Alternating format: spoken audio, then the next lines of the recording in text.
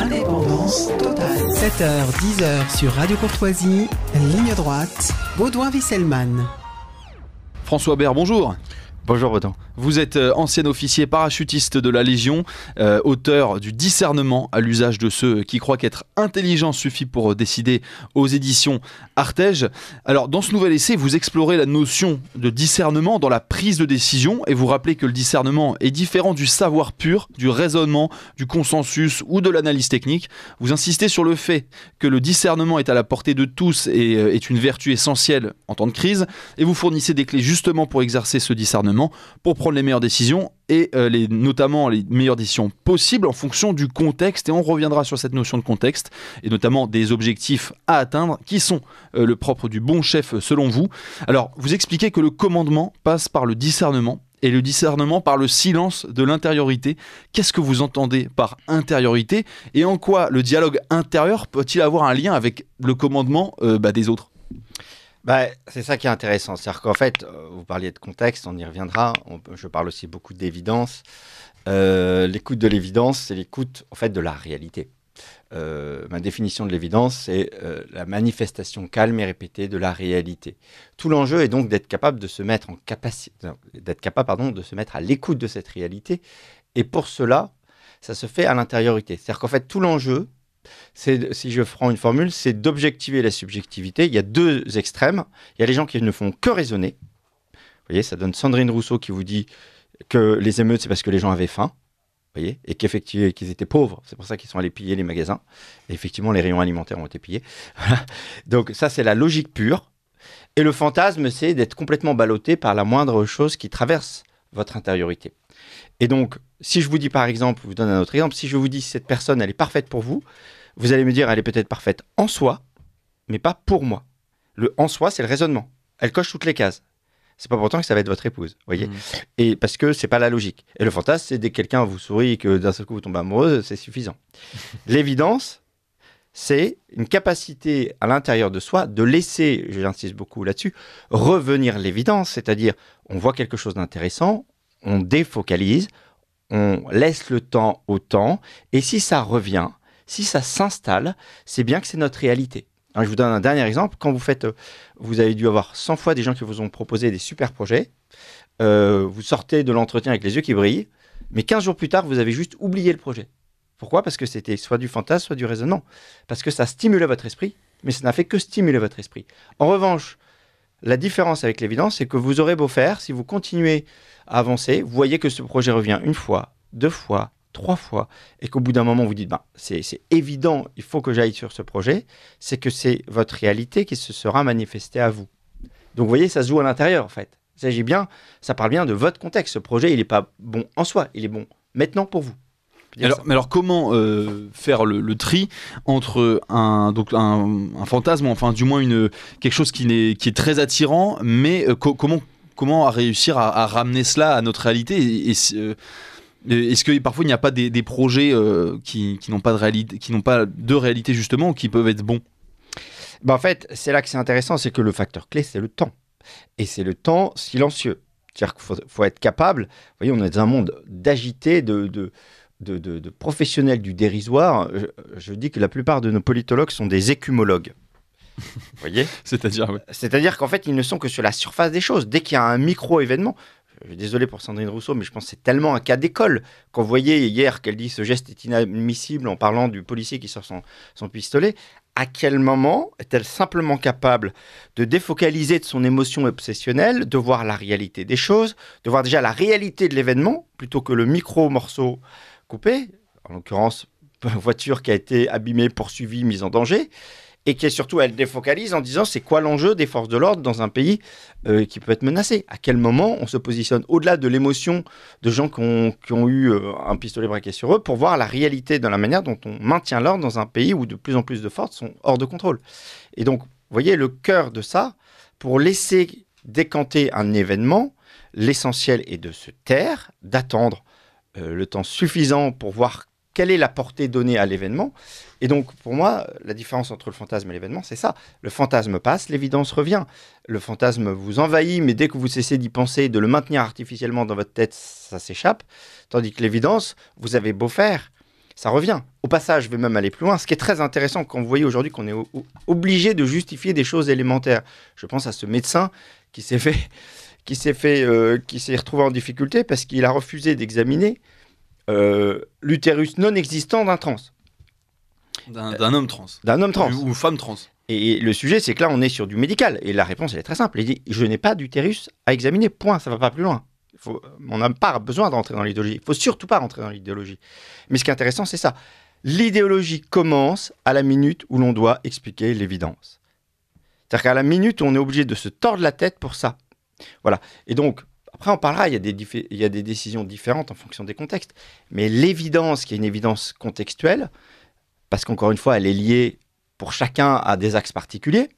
Et d'ailleurs, c'est aussi, on peut en parler, tout le débat entre ce que dit le pape et ce que dit un président, parce que le pape raisonne en soi, le président raisonne avec son contexte. C'est de laisser une réalité absolue résonner dans un contexte particulier et de voir du coup la décision qui s'impose. Et ça, l'évidence. Alors Emmanuel Macron, sur la question des migrants, en opposition au pape, lui fait preuve, vous diriez, d'une plus grande prise au réel, donc, puisqu'il reconnaît que la France n'est pas capable d'accueillir, selon ses termes, toute la misère du monde. Le pape, alors, lui, en effet, il ne raisonne pas en tant que... Enfin, c'est un chef d'État, mais limité au Vatican. Quelle est la différence entre ces deux prises de position, alors ? Après, il faut la voir à deux niveaux. C'est-à-dire que là, sur la réponse pure, en fait, chacun est dans son boulot. C'est-à-dire que le pape, il répète des vérités éternelles. Parce que lui, c'est un gardien du spirituel. Et donc, il rappelle des vérités éternelles du fait qu'individuellement, chacun se doit d'accueillir son prochain. Ça ne bougera pas. Ça a toujours été comme ça et ça ne bougera pas. Et au passage, tous ceux qui ont des grands discours là-dessus, moi, j'attends surtout la démonstration de leur capacité d'accueil individuelle. Voilà. Ça, c'est une réalité. Après, le pape parle dans l'absolu et un chef d'État parle dans la réalité contextuelle qui est la sienne. On ne peut pas traiter, par exemple, l'immigration pareil qu'on est la Pologne ou la France, ne serait-ce qu'en termes de pourcentage.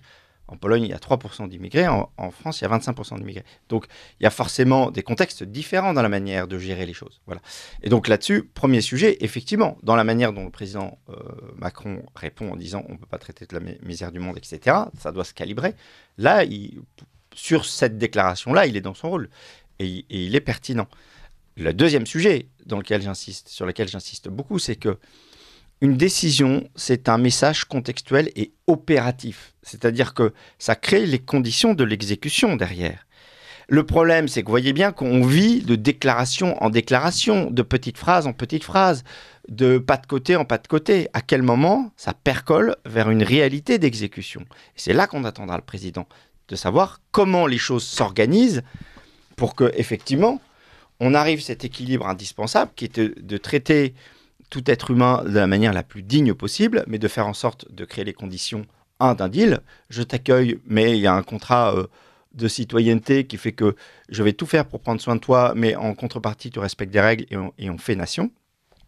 Et à la manière après, dont, pareil, l'ordre est respecté là-dessus, la manière dont on redonne de l'autorité à sa police sur plein de choses, etc. Vous voyez. Alors Macron, pour le coup, semble être à 10 000 lieues de ce retrait pour faire appel à son intériorité, comme vous dites.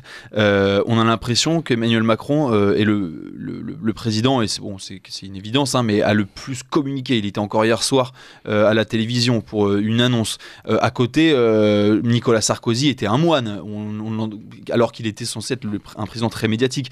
Emmanuel Macron est beaucoup trop dans cette réaction à l'émotion, Mais bien sûr, enfin, d'une part, on le voit dans la logique du en même temps, qui est un non-sens opérationnel. On ne peut pas faire Dupond-Moretti, Darmanin à la fois. Il faut faire l'un puis l'autre. Mais à la fois, c'est un écartèlement. C'est un des principes que je développe aussi beaucoup, c'est de dire ce qui est juste dans l'ordre de la pensée, c'est ce qui est complet. Ce qui est juste dans l'ordre de l'action, c'est ce qui est simple. Et donc, du coup, ce qui marche. L'exemple que j'associe à ça, c'est le saut en hauteur. Si vous pensez en saut en hauteur à tout ce qu'il faut faire au moment où vous élancez, vous partez jamais. Ou alors vous mangez la barre. Donc vous faites du saut en hauteur quand vous décidez une action concrète nette, puis une autre. Vous partez en pensant pied d'appel. Voilà. Et donc là-dessus, d'une part, il y a un vrai sujet. En même temps, c'est quelque chose qui permet de rallier tout le monde momentanément en temps de campagne, mais dans l'action, pour que ça marche, il faut un axe clair. Qu'on décide comme prioritaire, puis un autre. On ne peut pas faire les deux à la fois. La deuxième chose, c'est qu'effectivement, C'est le cas du président et c'est le cas, hélas, de plus en plus de la classe politique, c'est qu'il y a une tendance très narcissique qui est de dire, en fait, le narcissisme au pouvoir, mais c'est une tendance de société, hein, c'est le besoin d'exister par l'image, par défaut d'être. Vous voyez qu'on est à l'opposé de ce qu'on dit de l'intériorité. Quand on n'est pas capable de savoir qui on est, quand on n'est pas capable de savoir ses qualités, ses défauts, ses avancées, ses limites, on se construit un personnage et on passe son temps à vendre. Et à partir de là, on va rebondir sur le moindre événement pour trouver de l'éclat. Et donc, du coup, l'obsession de communication, c'est de se dire, à chaque fois que je peux donner l'impression que je suis un peu différent, c'est bon, d'une part. Et d'autre part, à partir du moment où j'aurais donné une parole qui rassasie une partie de l'électorat, c'est bon, sans rapport à l'action. C'est là où on se coupe donc de la réalité. Oui, c'est-à-dire que là-dessus, il y a deux niveaux. C'est-à-dire qu'il y a pour moi, c'est entre guillemets, le danger profond du narcissisme, c'est qu'on n'est pas du tout dans la réalité. On vend une image de soi. En fait, on s'est fait une idée de soi-même et on ne fait que la vendre. C'est ça le principe même du narcissisme. Le deuxième sujet, c'est qu'effectivement, à partir du moment où l'axe, et c'est tout un défaut de société, encore une fois, qui touche l'ensemble de la société au niveau politique, hein, à partir du moment où on considère qu'exister, c'est se positionner quelques instants sur un sujet, on passe sa vie, c'est une vraie drogue politique, on passe sa vie sur la punchline ou sur, encore une fois, le positionnement intermédiaire, et c'est vrai, à gauche comme à droite, partout, à exister que pour ça. Sauf que on attend précisément d'une personnalité d'État, qui soit en poste ou qui soit un futur, justement, futur président ou futur ministre, qu'il ait cette capacité naturelle de tri, pour déjà ne pas réagir sur la plupart des sujets qui ne méritent même pas qu'on s'attarde, et d'autre part, qu'il ait, à partir du moment où il s'adresse à tout le monde sur un sujet, non seulement eu le temps de le laisser se décanter, mais qu'il y ait derrière une réalité d'exécution qui puisse exister. Voilà.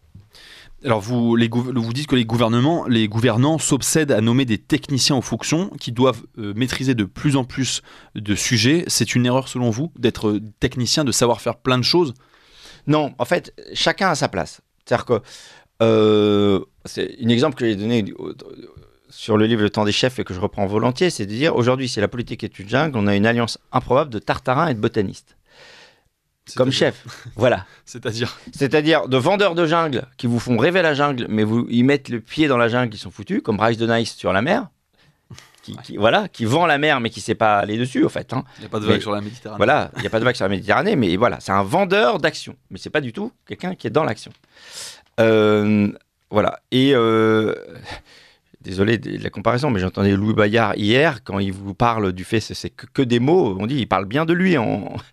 Il disait ça aux représentants du syndicat des commissaires en disant c'est que des mots. Je dis, ouais, on l'entendait parler de lui. Il est idéoctone, ce gars-là. Il n'a jamais vécu dans la vraie vie, en fait. Il vit dans le territoire des idées. Voilà. Et donc, vous voyez, les tartarins, c'est les vendeurs de jungle, et les botanistes, c'est les experts de l'espèce qui connaissent tout sur le sujet, mais qui ne sont pas forcément les experts du danger, c'est-à-dire ceux qui seront capables de prendre les décisions. Hein, quand un serpent vous tombe dessus, le sujet n'est plus de qualifier sa couleur d'écaille et son cycle de reproduction, mais de le buter vite. Voilà. Et donc, vous voyez bien que... Pourquoi je vous dis ça? Quand vous faites une expédition en jungle, ça peut être intéressant d'avoir Tartarin le soir pour la veiller, parce qu'au moins on passe des bons moments après une journée pourrie. Et c'est intéressant d'avoir le botaniste, parce que toutes les fois on va avoir un sujet un peu épineux, on va le consulter. Heureusement qu'il est là. Par contre, il ne faut pas lui donner la responsabilité de la décision. La décision, c'est un métier. La décision, c'est un territoire de relativité.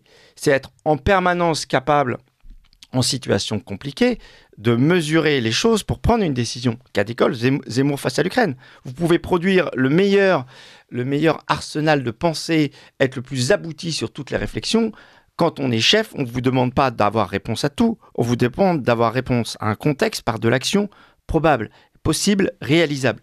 Et donc, vous voyez bien que le sujet, c'est qu'à chaque fois qu'une situation nouvelle va se présenter, non pas d'être un dictionnaire ambulant qui aura une réponse absolue, mais d'avoir une capacité à absorber ce contexte nouveau pour produire de la décision ajustée. On est en territoire de relativité. C'est bien pour ça qu'on a toujours fait la distinction du spirituel et du temporel en Occident. Et c'est bien pour ça que même Saint-Louis, ça nous revient à notre sujet tout à l'heure, a renvoyé le pape plusieurs fois dans ses 22 en disant « Merci de ta parole éternelle, moi j'ai mon contexte ». Voilà. Et donc, il faut des techniciens, bien sûr, mais il faut qu'ils conseillent les chefs. Vous parlez d'Éric Zemmour face à l'Ukraine. Vous parlez de ce moment de l'élection, de la campagne présidentielle 2022 où il y a une dégringolade qui s'annonce pour lui parce qu'il il s'exprime à tort sur l'Ukraine. Qu'est-ce qu'il aurait dû faire à ce moment-là? Non, le sujet là-dessus, j'allais dire qu'il y a 3 choses là-dessus. Premièrement, on gagne toujours à dire. Il y a un terme de procédure radio-militaire qui est très utile qui s'appelle « attendez terminer ». Attendez terminer, c'est quand on vous donne une mission sur laquelle vous n'avez pas tous les éléments. C'est la seule fois où un subordonné peut dire à son chef « terminer ». C'est-à-dire, j'ai bien compris ce que vous me demandez, j'ai pas tous les éléments, je vous reviens quand je les ai. Attendez terminer. Et donc, ça, c'est quand on vous donne un ordre à l'armée et que vous êtes sur le terrain, vous pouvez dire attendez. Vous pouvez dire attendez terminer. Encore une fois, il faut que ce soit justifié. Hein. Voilà. Si c'est parce que vous n'avez pas fini l'apéro, ça va mal se passer. Donc voilà. Mais attendez terminer. Pourquoi? Là aussi, on peut en parler. Ceux qui font l'autorité, c'est la mission. Et donc, on ne se positionne pas par rapport aux gens, par rapport à des doxas. On se positionne par rapport à la réalité d'une mission qui est contextuelle. Donc, premier sujet, dans ce genre de cas, il est utile de dire, au vu des éléments, je peux dire ça, mais pour le moment, je n'ai pas tous les éléments. On revient à l'affaire Naël et un silence qui eût dû exister au niveau présidentiel.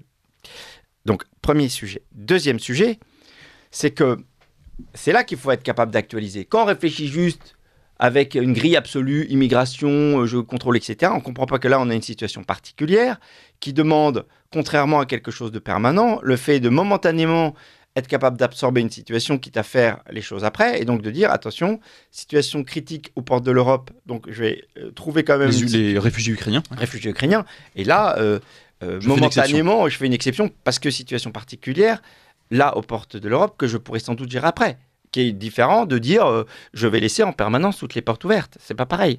Voilà.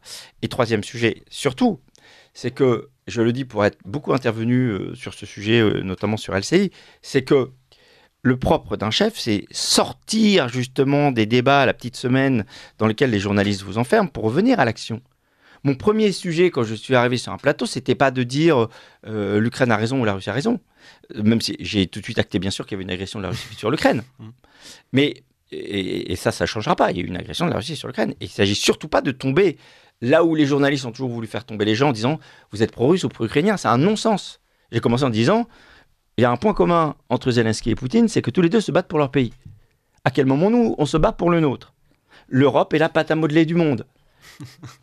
Elle n'a pas d'autonomie dans sa stratégie. Et là où on attend un chef, c'est pas de tomber dans les guéguerres et dans les argumentaires, c'est de se repositionner sur l'action possible, de dire qu'est-ce qu'on peut faire à notre niveau. Plutôt que d'être dans des partis, ça c'est le problème des idées, où chacun veut se positionner sur tous les sujets, c'est se positionner sur l'action possible, le territoire qui nous revient. Quel moment on est capable de se positionner là-dessus? Comment on trouve justement le juste ton pour aider à sortir de la guerre? Comment on résiste aux tendances de dire je suis de tel ou tel camp pour précisément avoir une voix autonome, etc. Alors tout à l'heure, vous nous parliez des vendeurs de jungle d'un côté, donc les idéologues, et de l'autre, les botanistes, donc les spécialistes, ceux qui vont... alors il y en a qui vont vous vendre le modèle idéal, le nouveau communisme en date, et les autres qui vont vous expliquer que, je ne sais pas, hein, par exemple, l'inflation, machin. Mais alors, au milieu, vous dites qu'il faut le chef pour décider, pour trancher. Mais alors d'où il sort, lui? De quelle espèce est-il? C'est là que c'est intéressant. C'est-à-dire que c'est une vraie réflexion de civilisation pour moi, et c'est là que depuis plusieurs années, je propose des solutions à mon niveau, en soi, dans ma réflexion, et même dans mon quotidien, en formant beaucoup de chefs. Premier sujet, c'est un des chapitres clés de mon bouquin, c'est de dire sortir du monde bipolaire. C'est-à-dire que quand vous regardez aujourd'hui la manière dont on forme les gens, on a soit tout l'arsenal du travail de fond, sur comment on forme des chefs à savoir beaucoup de choses, à être des professionnels du savoir, du savoir-faire, des plans, de la structuration. Et on cherche à amoindrir ça, à attendrir ça, si j'ose dire, par toute une science émotionnelle qui est indispensable, de l'intelligence des gens, etc. Entre guillemets, c'est le match manager-leader qu'on retrouve un peu partout. Et donc, le problème, c'est qu'on oublie une dimension. La légitimité d'un chef, c'est pas de savoir plein de choses ou d'être sympa. C'est de savoir décider. C'est là qu'on l'attend. Quand vous interrogez, j'ai eu la chance de publier une tribune dans le Harvard Business Review, qui est une revue de référence en management. C'était pourquoi les grandes entreprises s'acharnent-elles à promouvoir des managers qui ne savent pas décider. Quand vous interrogez les gens d'entreprise, tous se disent mon problème, c'est que j'ai un chef qui ne sait pas décider. Il sait tout sur tout sauf décider. Et donc, il y a un vrai problème. Pourquoi ? en termes, si vous voulez, on a un système qui, en gros, en politique, à mettre les meilleurs vendeurs et dans la plupart des grandes entreprises, amène les premiers de la classe. On ne sélectionne pas les gens sur cette dimension qui est une troisième forme d'intelligence pour moi, hein, d'où tout le triptyque que je développe. On est tous prêtres, prophètes et rois, mais il y a bien des prêtres, des prophètes et des rois. Les prêtres, c'est les professionnels du lien. Les prophètes, c'est les professionnels du contenu, du savoir. Et les rois, c'est des professionnels de la décision contextuelle. Eh bien, on a un système qui, par l'avènement au pouvoir des experts avec Robespierre, etc., puis de la vente par le système électoral, a complètement écarté du pouvoir les chefs naturels qui sont par nature en retrait parce qu'ils ont une moisson différée. L'action, ça prend du temps. Dans un monde d'instantanéité, les prophètes et les prêtres ont forcément l'avantage parce que les prophètes sortent du savoir décongelé à toute heure, c'est les polémistes permanents, et les prêtres sortent de l'émotion à toute heure. Et donc, d'où tout le vrai sujet pour moi, c'est de créer les conditions, de faire advenir ces chefs-là d'abord en les sélectionnant, puis sinon en les formant sur ce sujet justement de la décision. Et après, bon, vous ne verrez pas, il y a toute une réflexion sur comment équiper à défaut dans les équipes ou en conseil tous les gens qui n'ont pas de discernement. Eh ben, on revient sur comment un peu créer ces chefs ou du moins les sélectionner. Restez avec nous, on y revient dans un instant. Il est 9h, c'est le moment de faire un point sur l'actualité avec Adèle Rosner.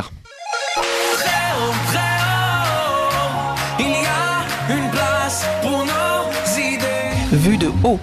Et nous sommes toujours avec François Bert, ancien officier parachutiste à la Légion étrangère et auteur cette année du discernement à l'usage de ceux qui croient qu'être intelligent suffit pour décider aux éditions Artege. Alors, on l'entendait à un instant lors de ce bulletin d'actualité, Emmanuel Macron finalement rappelle son ambassadeur. Alors, il a tenu bon, hein, enfin il a tenu bon, il a insisté pour que cet ambassadeur reste en poste au Niger.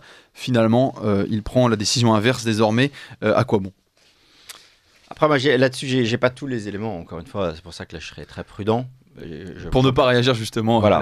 J'ai pas tous les éléments là-dessus. Le seul truc que je peux dire, c'est que voilà, encore une fois, c'est le contexte qui décide. C'est-à-dire qu'il y a une décision qui à l'instant T est valable. Les choses évoluent. On prend des décisions en circonstances. Donc, je n'irai pas plus loin là-dessus. Alors, comment on peut faire donc les hommes politiques pour justement résister à cette injonction qu'on leur demande de réagir ? Ah, il n'a pas réagi. Réagissez à cela. Et là-dessus, vous voyez, il y a deux manières de rassembler, d'amener le silence dans une assemblée, soit crier plus fort, soit se taire. Je crois beaucoup plus à la seconde, parce que la seconde, précisément, crée l'autorité. Une des premières phrases qu'on m'a dit comme officier et qui m'a beaucoup marqué, c'est « un chef, ça court pas ». Si un chef court, c'est la panique.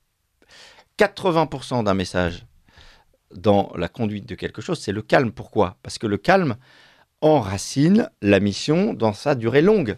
Un chef qui court partout met en péril la mission, parce qu'on le voit dans une modalité de dispersion qui brouille complètement la direction. Rester calme, c'est précisément résister à tout ce qui peut nous écarter de la mission et lui donner une direction nette et durable. Donc, pour moi, c'est très simple, c'est-à-dire que je vous donne vraiment deux choses, c'est-à-dire que il faudrait qu'aujourd'hui, un homme politique devrait être convaincu d'une chose. Plus il aura une parole rare, plus il sera entendu.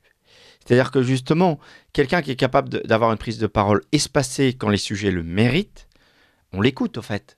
Mon premier capitaine à Saint-Cyr, qui ensuite a commandé la brigade alpine, qui était un mec assez remarquable, je me rappelle de toutes ses prises de parole, parce qu'on n'a pas eu beaucoup.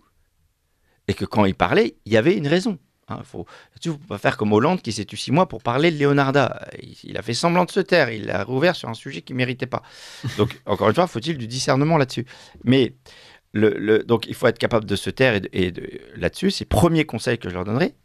Taisez-vous et parlez quand ça mérite. Et triez. Il y a plein de sujets, on ne réagit même pas. La plupart des sujets sur lesquels tout le monde se positionne, il ne faut surtout pas réagir. Et la deuxième chose, c'est que vous n'imaginez pas en termes d'autorité le poids du silence. Pour ceux qui ne l'ont pas vu, je les incite à aller voir le fameux échange entre les journalistes et Pompidou sur l'affaire Gabriel Russet, qui est une affaire, vous savez, d'un professeur qui était sorti avec un élève de 20 ans, son cadet, tout rapport avec une situation existante serait fortuite, et qui a fini par se suicider sous la pression. Dans les années, je crois que ça devait être 74, 73. Voilà. Ce qui est très intéressant quand vous regardez ça, c'est le silence de Pompidou. Il se tait pendant au moins une minute et demie avant de prendre la parole face aux journalistes. Il n'est pas là pour avoir réponse à tout. Il n'est pas à question pour un champion. Il est là pour donner le calme de l'État.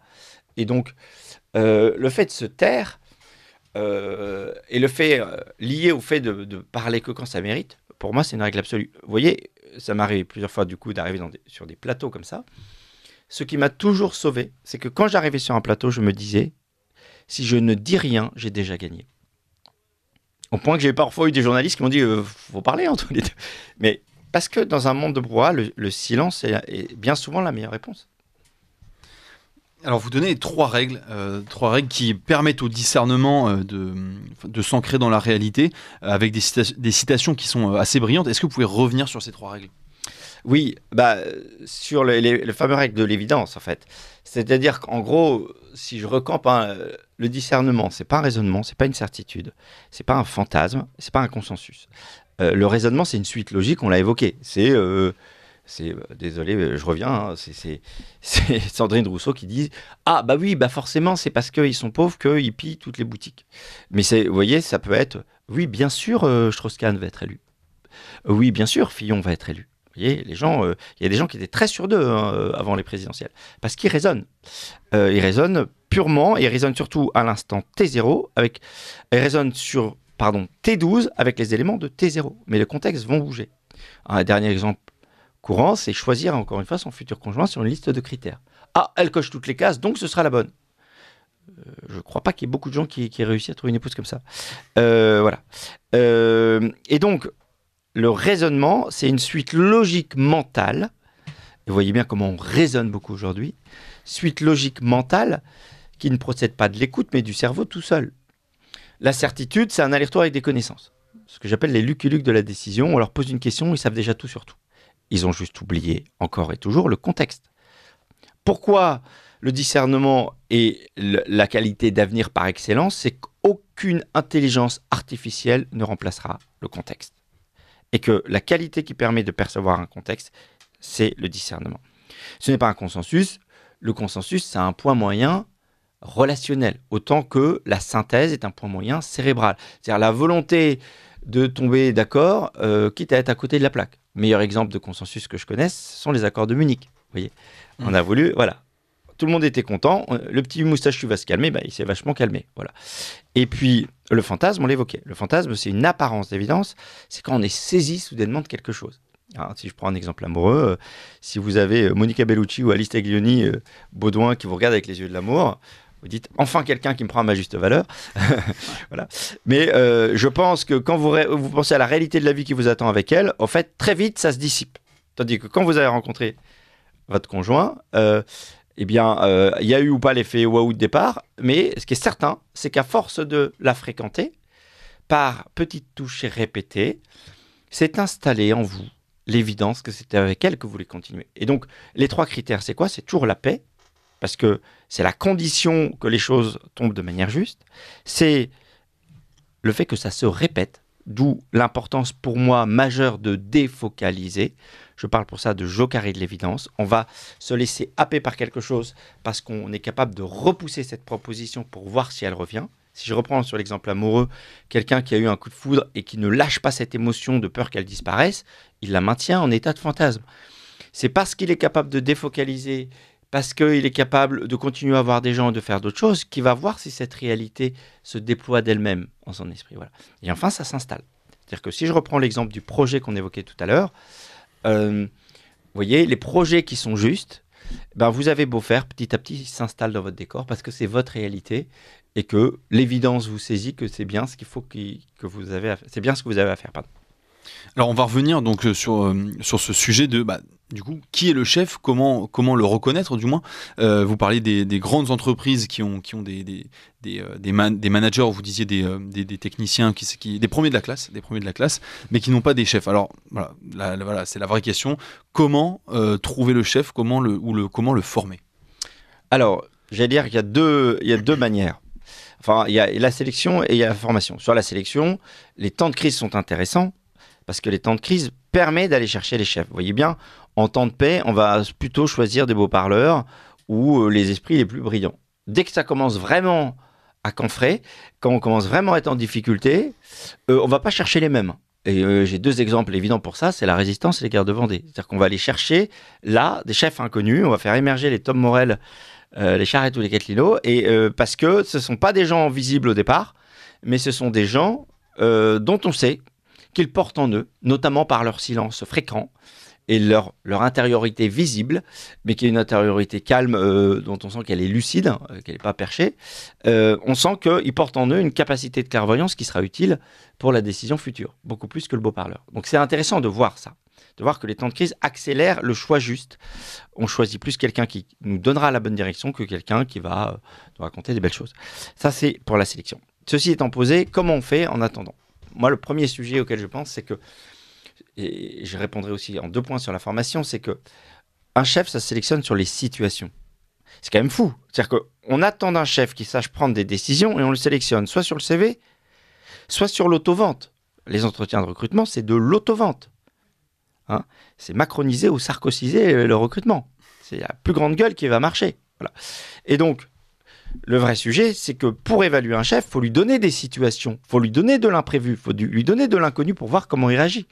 Et non pas attendre des paroles systématiques, mais concrètement, observer en direct la manière dont il se comporte.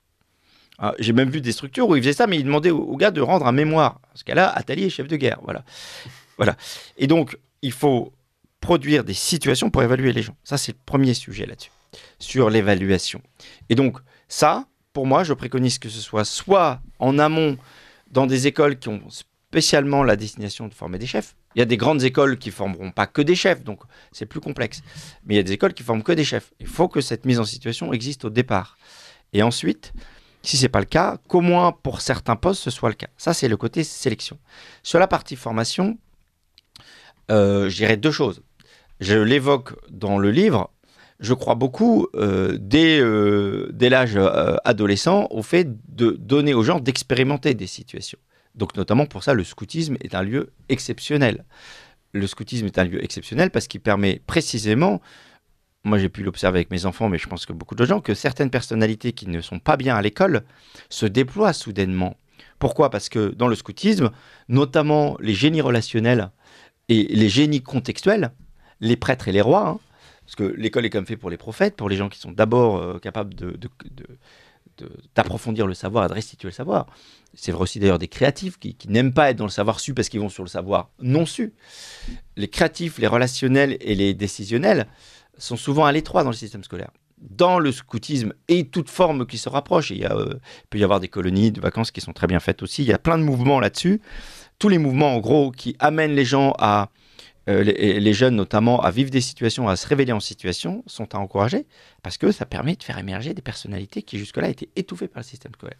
Donc le premier niveau pour moi de formation des futurs chefs, c'est la pratique des situations, et la pratique notamment de situations de plein air, où on voit, moi je suis bluffé, pour orienter des gens de tous âges, je suis bluffé par la qualité des réponses de jeunes garçons ou filles de 15-16 ans qui sont parfois 100 fois plus pertinents dans leurs réponses que des vieux dirigeants que j'ai auditionnés. Voilà. Et le deuxième sujet après, ça c'est tout mon travail, c'est il y a moyen, c'est pour ça que j'ai créé l'école du discernement, de former les gens sur toute une série de choses à savoir pour décider. Et donc là-dessus, toute mon ambition c'est de la dupliquer au maximum. J'ai la chance d'intervenir là-dessus dans beaucoup de structures. Il y a moyen de former les gens, déjà en les amenant à savoir qui ils sont et accepter leurs limites. Ensuite, en sachant comment s'entourer, il y a toute une intelligence du complément des équipes.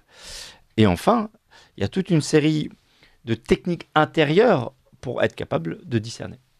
Alors pour terminer cet entretien, on va finir un peu sur un jeu. J'ai sélectionné quelques dirigeants du passé ou du présent et vous allez devoir leur donner des conseils de gouvernance. Alors on sait bien que vous ne mettez pas au-dessus ou quoi, c'est juste un exercice de fiction. Pour commencer, quel conseil vous donneriez à Louis XIV ? Ah, très bon. Louis XIV... Bonjour. Le vrai conseil que je donnerais à Louis XIV, c'est que autant il a eu raison de donner beaucoup d'éclat à la fonction royale à un moment où elle était en péril. Il ne faut pas oublier qu'il y a eu et Henri IV et Henri III qui se sont fait tuer de manière très rapprochée. Voilà. Autant le grand tort qu'a eu Louis XIV, c'est de flinguer son aristocratie et donc de tout concentrer sur la fonction royale. Et le conseil que je donnerais à Louis XIV, c'est de se créer des relais et de créer, notamment je l'amènerai à lire mon chapitre « Explique-moi ton dispositif », c'est potentialiser les échelons intermédiaires pour qu'on ait une continuité. Parce qu'il a trop misé sur la seule fonction royale et pas sur les fonctions intermédiaires. Il l'a fragilisé. Il suffit que derrière lui, il y a un Louis XVI qui prenne la place. Et là, il y a un danger. Alors justement, oui, vous parlez de Louis XVI dans votre livre. Quel conseil à Louis XVI cette fois? Ouais. Louis XVI, ce que je lui demanderais, c'est Louis XVI de faire l'école du discernement déjà. Voilà. Mais Louis XVI, par excellence, c'est quelqu'un qui aurait dû s'entourer déjà d'un bras droit plus décideur. Alors, il a eu des ministres qui ont fait un certain nombre de travail de fond, mais qu'il a eu un bras droit beaucoup plus épais en décision pour le ramener à cette réalité, pour être capable, tel un Philippe le Hardi disant à Jean de Lebon, père, gardez-vous à gauche, père, gardez-vous à droite, pendant la bataille de Poitiers. Donc, il aurait dû avoir dans son entourage quelqu'un capable de le confronter beaucoup sur la décision. Et pour terminer très rapidement, parce que l'heure tourne, François Hollande. De laisser sa place à quelqu'un d'autre. Mais non, et pareil, François Hollande, on peut reprendre deux choses. Pour lui, on va mettre double cure. C'est-à-dire que déjà de se choisir des vrais adjoints, parce que Hollande, Hérault ensemble, c'est chamallow, ça va pas aller loin.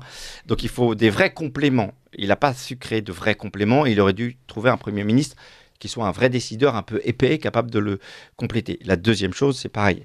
Dans son entourage direct et ou sa formation, avoir des gens très confrontants et ou sinon à se former pour considérer que apprendre ce qu'il n'a pas su faire jusque-là, quand on dirige un parti, on peut être un maître du consensus, quand on dirige un État, on doit être un maître de la décision.